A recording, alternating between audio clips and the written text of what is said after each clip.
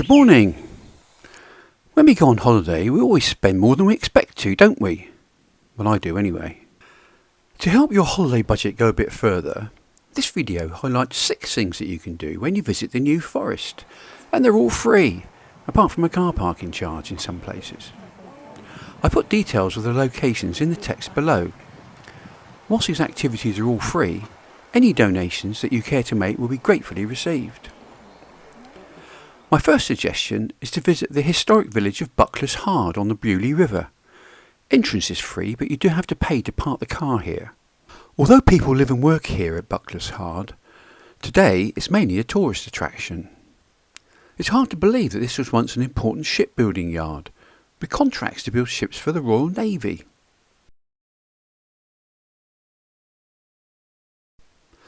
The original chapel is still here, and it's open to visitors.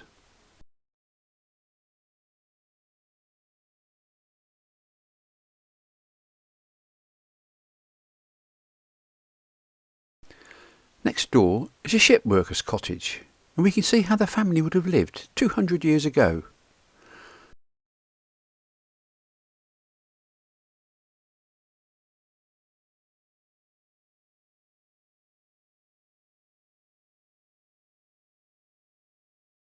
Just one bedroom with all the family sleeping together. The parents' bed has some curtains to give them a bit of privacy.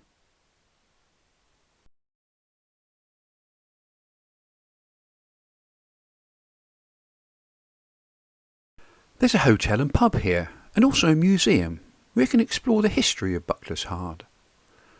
This model in the museum shows us what the village would have looked like 250 years ago. We can see lengths of wood, mainly oak, everywhere, as of course the ships were made from wood, much of which came from the New Forest, all built by hand, no power tools. Shipbuilding died out here when ships started to be made of iron and steel in the 19th century. Nowadays, Bucklers Hard has a thriving yacht marina, and leisure has replaced industry.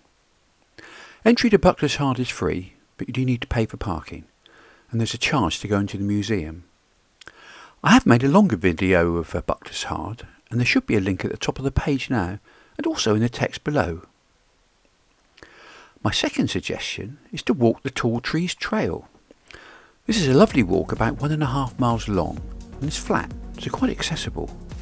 This video clip is an extract from a longer video. Once again, there's a link to this in the text below.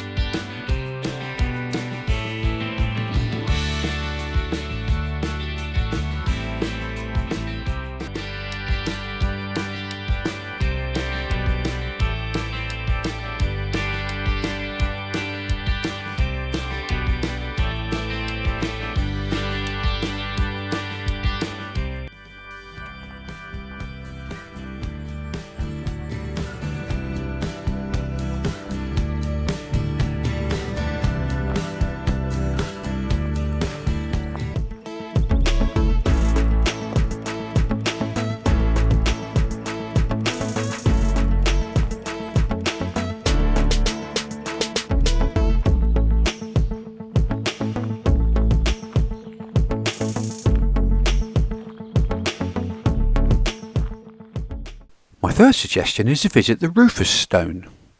You'll find this signposted off of the A31 between Cadnam and Ringwood. The Rufus Stone commemorates the death of King William Rufus in the year 1100.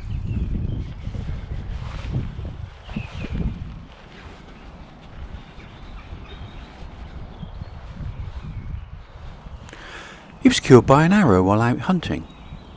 This was allegedly shot by a lord called Walter Tyrrell. Was it an accident, or was it deliberate?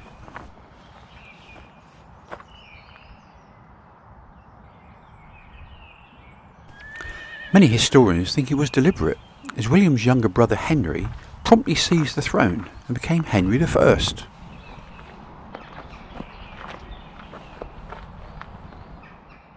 There's a pub here too called, not surprisingly, the Walter Tyrrell, so it's a good spot to visit and then pop in for lunch. And then you can go for a walk in the forest. My fourth suggestion is to look for the deer. There are several species of deer in the New Forest, but they're quite secretive and you probably won't see any when you're walking about. One place where you're more likely to see the wild deer is at Bolderwood. Here, the deer are often fed between April and September, and the wild fallow deer gather here waiting for food. There's a platform here to give you a good view.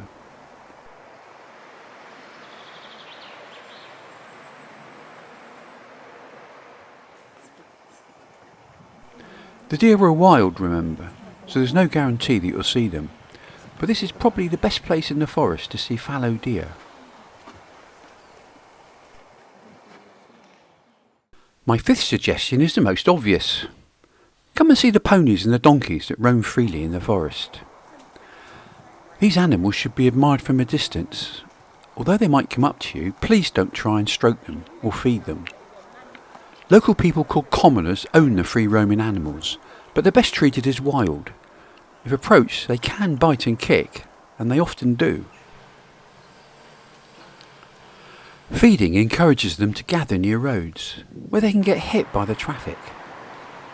The animals get all the food they need from the forest, and anything they don't eat naturally can make them feel really unwell. This includes apples and carrots, and definitely includes the remains of your cheese sandwich, so please don't feed the animals. My sixth and last suggestion, at least the last suggestion in this video, is to go to the coast. Don't forget that the New Forest extends down to the coast, and there are some lovely beaches, some sandy, some pebbly, where you can go for a swim and walk for miles, breathing in the fresh salty sea air. You can hire a beach hut for a day or for the week, but you need to do that in advance. On Avon Beach you can hire the sauna, but again you'll need to book that in advance. You have to pay for the beach huts and the sauna, of course. Not everything is free. You can walk the dog on all the beaches in the winter months, but there are some restrictions on some beaches during the summer. If you have children, you can go crabbing at Mudeford Quay. This is great fun for children of all ages, adults even. Just remember that you must throw the crabs back in the water when you leave. Don't take them home. They won't survive outside of the salty sea water for very long. Mudeford, apart from having the most expensive beach huts in the country, has a thriving fishing industry. You can see the catches being landed if you're there when the boats come in. So there's 6 suggestions of things to do and see when you visit the New Forest, which are all free. I've added a link to the New Forest website, which will give you plenty more suggestions for things to do in this beautiful part of England. I hope you found this video interesting. If you did, please give us a like and subscribe to our channel to see more videos about living in the New Forest. And as always, thanks for watching.